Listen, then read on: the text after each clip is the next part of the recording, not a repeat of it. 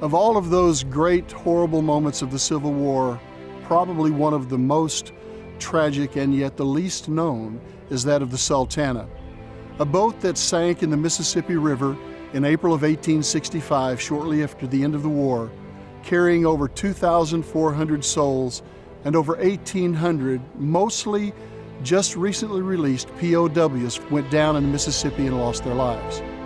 Now, when you compare this tragedy to the battles, the great battles of the Civil War, more people, more men, more soldiers died during this tragedy on this one event when this boat perished than in most of the battles of the Civil War.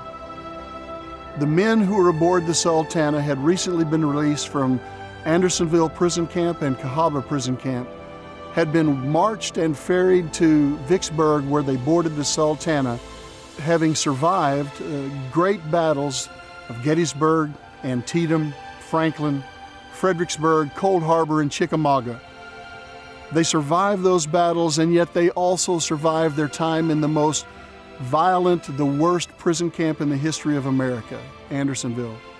When told that the war had finally ceased, they finally had hope in their heart. Many of these men who had been imprisoned and fought in wars for up to 4 years, many of them were diseased, beaten, brutalized, starving, but yet finally they had hope because they were going home.